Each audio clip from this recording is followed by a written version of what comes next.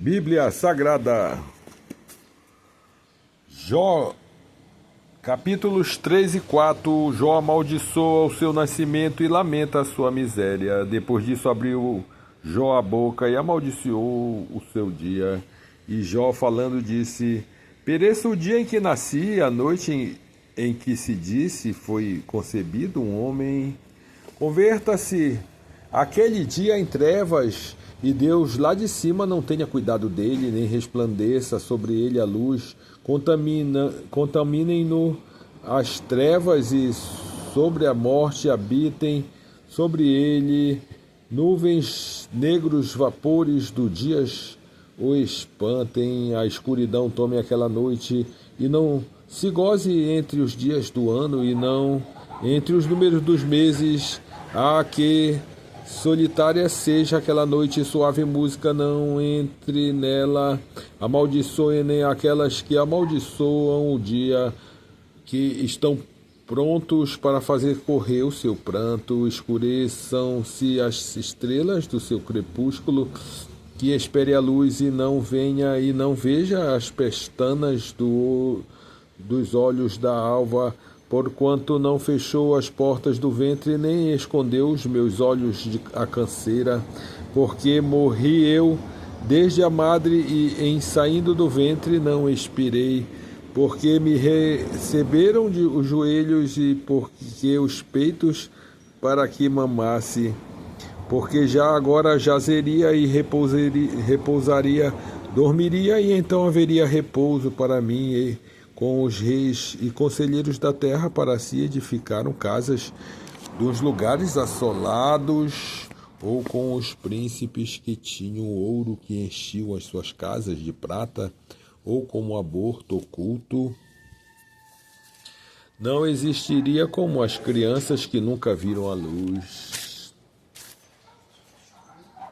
Ali os maus cessaram de perturbar, e ali repousaram os cansados. Ali os presos juntamente repousaram, e não ouvem a voz do exator. Ali está o pequeno e o grande, e o servo fica livre do Senhor, porque se dá a luz ao miserável e a vida aos amargurados de ânimo, que esperam a morte, e ela não vem, e cavam em procura dela mais do que de tesouros ocultos, que de alegria saltam e exultam achando a sepultura, porque se dá luz ao homem cujo caminho é oculto, e a quem Deus o encobriu. Porque antes do meu pão vem o meu suspiro, e os meus gemidos se derramam como água, porque o que eu temia me veio, e o que receava me aconteceu. Nunca estive descansado, nem sosseguei, nem repousei, mas veio sobre mim a perturbação. Assim seja. Capítulo 4. Ele repreende Jó. Então respondeu Elifaz o temanita e disse: se intentarmos falar-te, enfadar-te-ás, mas quem poderá conter as palavras? Eis que ensinaste a muitos, esforçastes as mãos fracas. As tuas palavras levantaram os que tropeçaram, e os joelhos desfalecentes fortificaste.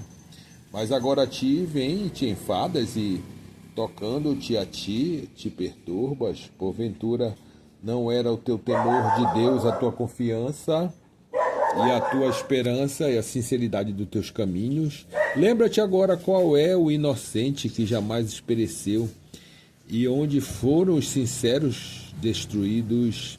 Segundo eu tenho visto, o que lavram iniquidade e semeiam o mal cegam isso mesmo. Com o hálito de Deus perecem, e com o assopro da tua ira se consomem.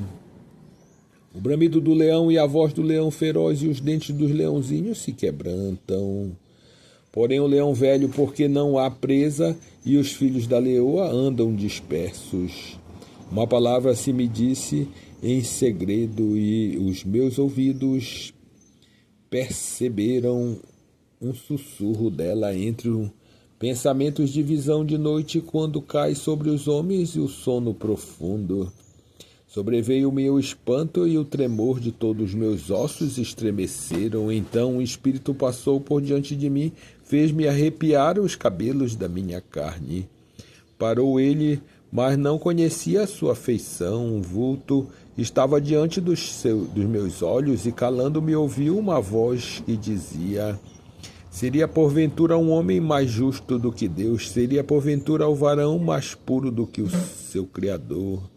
Eis que nos seus servos não confia, e nos seus anjos encontra loucura, quanto mais naqueles que habitam em casa de lodo, cujo fundamento está no pó, e são machucados como a traça, desde de manhã até de tarde são despedaçados, e eternamente perecem, sem que disso se faça caso. Porventura não passa com eles a sua excelência, morrem sem sabedoria. Assim seja.